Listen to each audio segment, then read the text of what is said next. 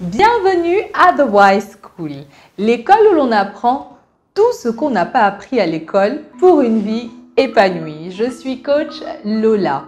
Alors nous redémarrons avec une nouvelle série pour les entrepreneurs et toutes ces personnes qui pensent à un projet d'entreprise. Il s'agira de faire une nouvelle série sur un élément capital pour les entrepreneurs. Il s'agit de vos clients. En effet, parler des clients est essentiel. Vous pouvez avoir les meilleurs produits. Vous pouvez également avoir d'excellents employés. Mais si vous n'avez pas de clients, pas de business, pas d'entreprise. Alors, je prévois exactement 4 vidéos sur cette thématique. Donc, comment développer, comment construire, comment avoir une relation client de qualité. Et je le ferai depuis les questions de l'acquisition client jusqu'à la question de la fidélisation client. Alors, il s'agit de parler de nos clients, de vos clients et comment est-ce qu'on arrive à construire cette relation. Bien évidemment, en tête, on a tous cette question du discours client. Comment avoir un discours client optimal? Quels que soient les supports que vous utilisez, votre site internet, vos plaquettes commerciales, vos flyers, vos cartes de visite et encore votre accueil, tous ces éléments-là vont définir, on va dire, cette relation, vont construire la relation et amener les clients à avoir confiance et à être convaincus. Au-delà de ce discours client très préparé, nous avons des cas assez spéciaux.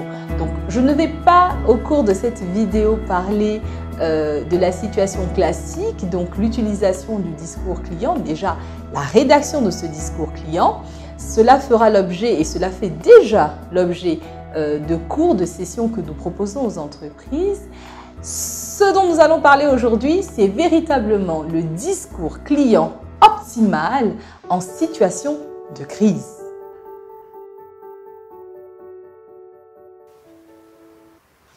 Bonjour madame. Bonjour madame. Asseyez-vous madame. Bienvenue à la société Service Plus. Qu'est-ce que je peux faire pour vous? Ok madame, voici un article, je ne sais pas ce que j'ai commandé. Voici le bon de commande, il y a erreur. Donc là je suis arrivée, soit vous me remboursez, soit vous me donnez ce pourquoi j'ai payé. Vous pouvez faire un peu vite. La société Service Plus est contente de vous recevoir. Madame, merci pour l'accueil. J'ai dit, voici mon bon de commande. Ça c'est vous-même qui avez déchargé. C'est vous-même qui avez déchargé.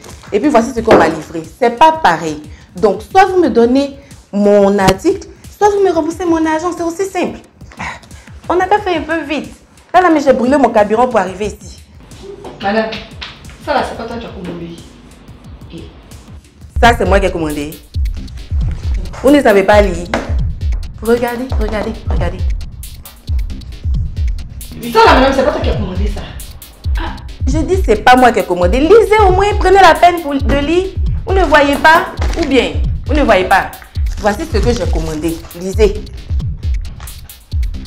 J'ai beaucoup à faire, hein? Et j'ai beaucoup à faire. Non. Remboursez mon argent ou bien vous changez l'article. Comme je t'ai accueilli là. Pourquoi vas-tu? Je vais salir votre réputation. Alors là, la cliente a fait fort, mais je ne me suis pas laissé faire. Alors plus sérieusement, qu'est-ce que nous venons de voir? Nous venons de voir clairement une scène où, on va dire, l'employé au niveau de l'accueil de l'entreprise était bien préparé. Mais malheureusement, elle va devoir faire face à une cliente révoltée, désagréable et visiblement mécontente. Alors, comment s'y prendre pour gérer un client mécontent en physique et même au téléphone? Comment faire pour éviter une catastrophe qui est quasiment imminente?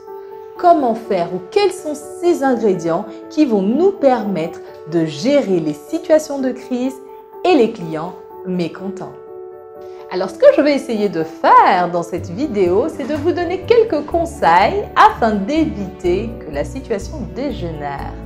Premier conseil, apprenez à désamorcer la bombe.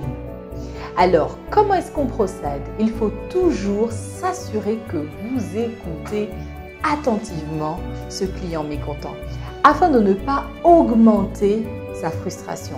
Sachez-le, cette personne est arrivée dans votre bureau ou vous appelle en ayant déjà en tête sa plainte. Il a donc probablement préparé un discours et probablement qu'il est prêt à vous affronter. Vous devez également toujours penser à rester calme. Respirez, écoutez-le, parlez lentement, parlez avec un ton rassurant et surtout maintenez le discours professionnel. Au niveau de notre sketch, je pense que jusqu'à ce stade, notre individu, donc notre dame à l'accueil que j'incarne, donc de la société Service Plus, a su rester calme avant que tout ne se gâte. Deuxième conseil, compatissez s'il vous plaît. Alors, vous devez absolument faire comprendre à ce client mécontent que son cas est inhabituel et fâcheux. Vous devez lui montrer que vous comprenez sa situation, vous comprenez sa frustration. Vous devez expliquer plus ou moins que vous aurez réagi de la même manière si vous étiez dans sa situation. Vous devez également vous assurer que tout au long de ce discours, pour développer cette empathie vis-à-vis de ce client, vous vous assurez à ne surtout pas blâmer votre entreprise ou même un collègue qui aurait pu être responsable de cette situation. Apprenez à combler le client.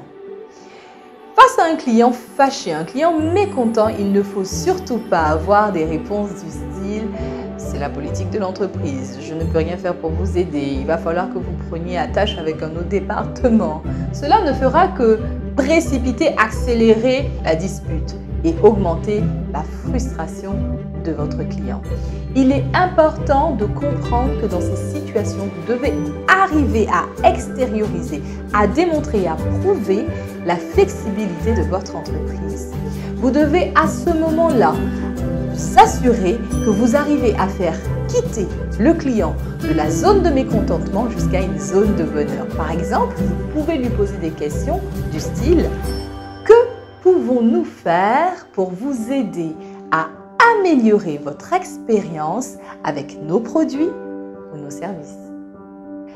Donnez-lui ce qu'il vous demande dans la mesure du possible ou carrément offrez-lui encore mieux. Quatrième et dernier conseil, une phrase magique qui aura certainement un effet sur vos clients. Je m'occupe de vous. Cette phrase peut être suivie également de votre nom, de votre prénom, également de votre contact téléphonique. L'objectif est de montrer au client que vous êtes prêt, vous vous engagez à résoudre son problème. Présentez-lui votre situation actuelle. Je n'ai peut-être pas une solution immédiate, mais je vais vous revenir dans un délai bref et je vais me rapprocher de ma hiérarchie. Imaginez la satisfaction du client lorsqu'il recevra un coup de fil ou un email de votre responsable direct avec pour intention de l'aider ou même de résoudre ses préoccupations. Alors, pour résumer tous ces conseils, je voudrais qu'ensemble on retienne 3 ingrédients clés. Donc, on va dire la règle des 3 œufs. Les 3 œufs pour dire quoi? Pour dire tout simplement qu'il faut de l'écoute, des excuses et de l'empathie pour inverser la vapeur et retrouver un client satisfait, un client qui pourra devenir une référence pour votre entreprise.